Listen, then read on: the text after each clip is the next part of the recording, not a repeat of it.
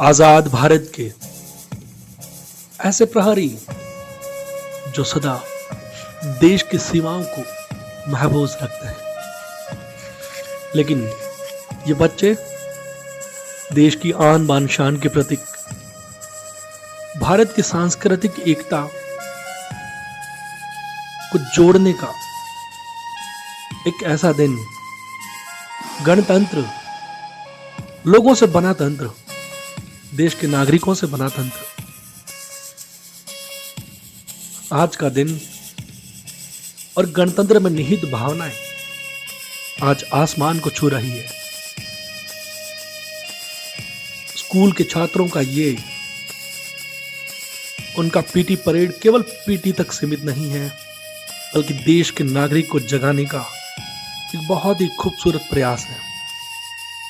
उनका अनुशासन, उनका आपस का संयोजन, उनका नेतृत्व कमाल का है।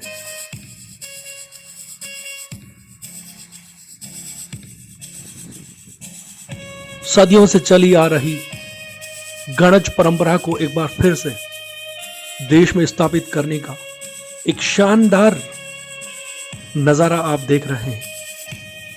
लोकतंत्र का अर्थ लोगों की आवाज, लोगों की बातचीत, लोगों का जीवन, लोगों की सामूहिकता, और उसका हम बेहतरीन उदाहरण आज उदयपुर शहर में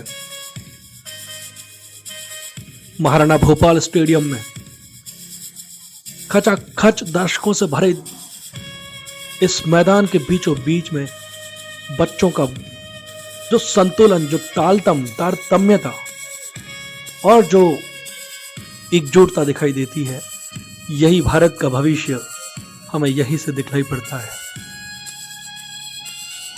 बच्चों के सामने प्रदेश के मंत्री प्रताप सिंह खाचरियावास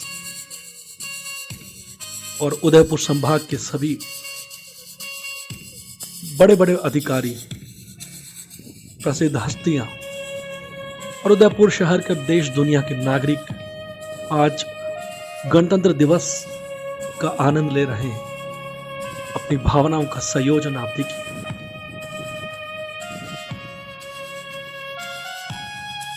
बच्चों की ये एकजुटता देखते ही बनती है।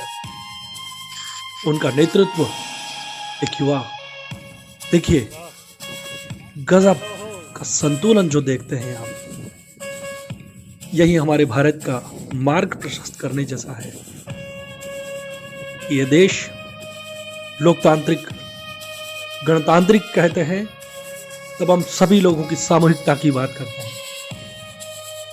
जब पंथ निरपेक्षता की बात करते हैं तो देश के सभी जाति, धर्म, संप्रदाय, उन सब के सामूहिकता की बात करते हैं। सभी को अधिकार।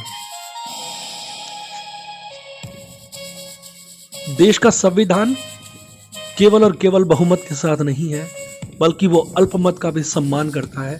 उनको भी जीने का हक देता है, उनको भी बोलने का हक देता है, उनको भी अपने अधिकार पाने का हक देता है। कि देश के लोगों के हाथों में है कि वो इस शासन व्यवस्था को कैसे चलाएं, क्योंकि देश का संविधान आज लोगों के हाथों में है। वो चाहे तो देश को दुनिया में एक बेहतरीन राष्ट्र बना सकते हैं, जैसे कि आज ये बच्चे दिखा रहे हैं कि आपसी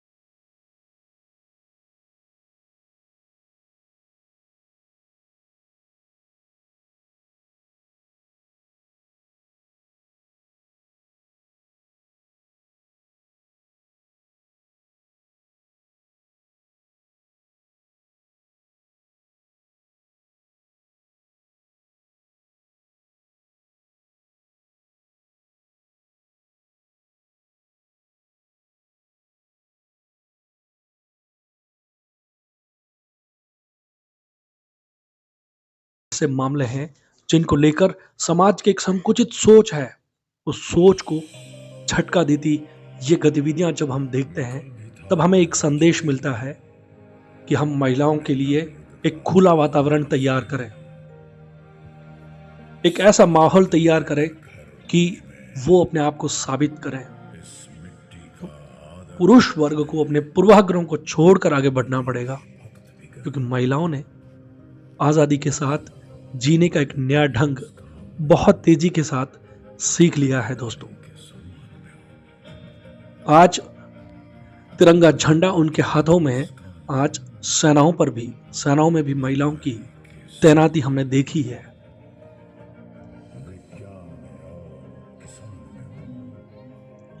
जब बच्चे इतनी निडरता के साथ इतना गजब का सामंजस्य बिठाते हुए एकजुट रह सकते हैं, संगठित रह सकते हैं, तो हम देशवासियों को यह सोचना पड़ेगा कि हम आखिर किस तरफ जा रहे हैं।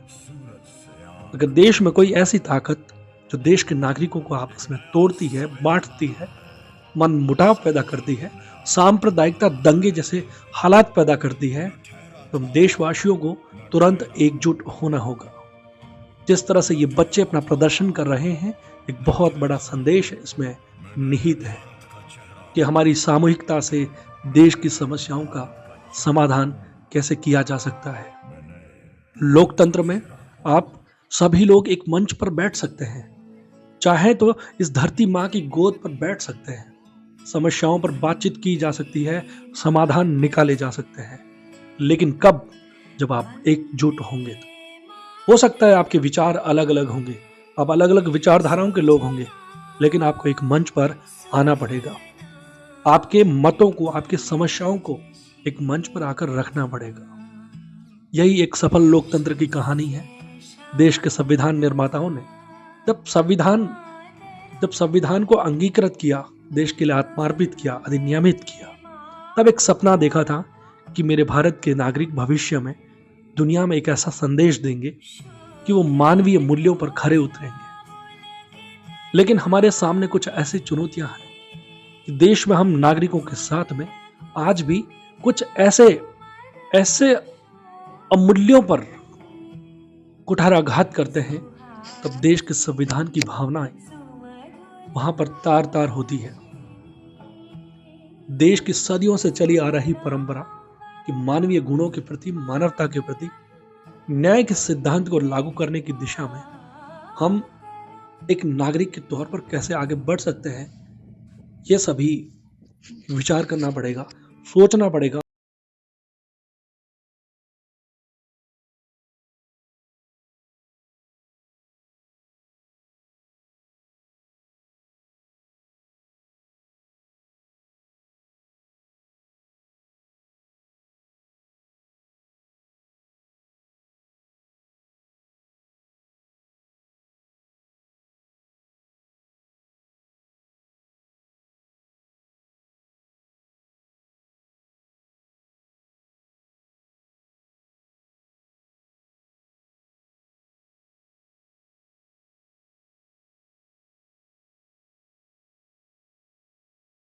भी यही एक संदेश है। भीड़ तंत्र के हालात हमें खत्म करने पड़ेंगे, लेकिन साथ में चलकर एक ऐसा सौहार्दपूर्ण वातावरण बनाएं कि साथ में चलकर भी समस्याओं का निराकरण हो सकता है। माध्यमिक विद्यालय सेक्टर 14 के बच्चे, ये इन छात्राओं द्वारा नृत्य, राष्ट्रवाद की भावना, देश के हर नागरिक के प्रति सम्मान, उसको सम्मान की दृष्टि से देखने का मानसिकता विकसित करना, और व्यवहारिक दृष्टि से हमें ग्राउंड लेवल पर देश को देखना पड़ेगा कि देश किस तरह से चल रहा है, कहाँ इसमें समस्याएं आ रही है, उसको बारीकी से देखें। आज भारत के हजारों स्कूलों में इसी तरह से बच्चे एक गजब के अनुशासन के साथ इस तरह की क्रियाकलाप करते हैं, देशवासियों को एक बड़ा संदेश देते हैं कि हम कहाँ गलती कर रहे हैं। वो कितने अनुशासन और कितने मनोभाव के साथ इस कार्यक्रम को अंजाम दे रहे हैं। बड़े बड़े अधिकारी, नागरिक बंधुओं की नजरें इनके ऊपर है, लेकिन यह है कि बेबाकी से अपनी कला का प्रदर्शन कर रहे हैं। देखिए आप, ये बच्चियों का कर्तव्य दिखाता है कि देश में नारी अब सशक्त है, वो अब आसमान को छुएगी, वो अब सफलता के झंडे गाड़ेगी।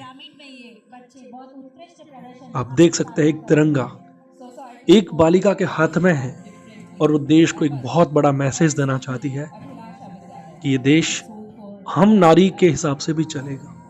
यानी नारी भी अपना एक अलग देश देख रही है भारत में। उन्हें भी एक सहज भारत चाहिए, अत्याचारों से मुक्त भारत उसको चाहिए, एक सहानुभूतिपूर्ण माहौल उसको चाहिए। क्या हम तैयार हैं? तो दोस्तों इन सभी सवालों का, इन चुनौतियों का जवाब आपको ही देना है।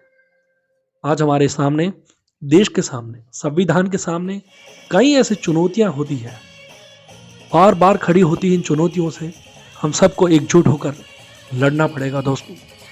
कोई आपको धर्मांधता के नाम पर, कोई सांप्रदायिकता के नाम पर, कोई दंगे फसाद के नाम पर, कोई आतंकवाद के नाम पर, कोई भूखमरी के नाम पर आपस में लड़ा नहीं सकता। कोई राजनीति के नाम पर अगर आपको तोड़ता है तो पलटकर जवाब दीजिए।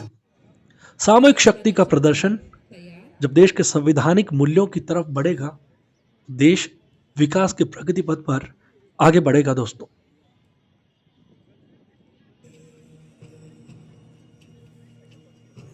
दूर से देखते हैं तो कोई सेना दिखती है, लेकिन ये बच्चों का गजब का तारतम्यता देखने को मिलती हुई उदयपुर महाराणा भोपाल स्टेडियम में ये बच्चों का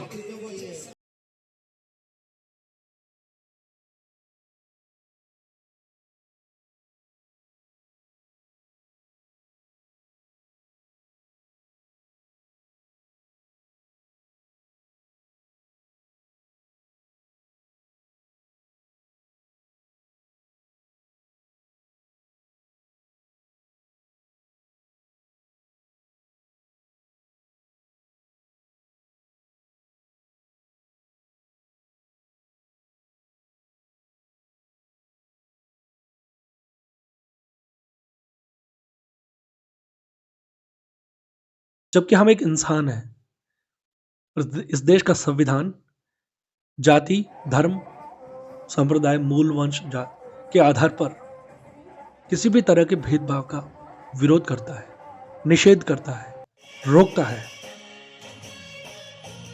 और देश में जो शोषण है, अत्याचार है, उसके खिलाफ कुछ ऐसे प्रावधान करता है कि लोगों को संरक्षण मिले, उन्हें सरकार की तरफ से सहयोग मिले, एक ऐसा मंच मिले, प्लेटफॉर्म मिले जिससे कि वो भी मुख्य धारा में लौट सके।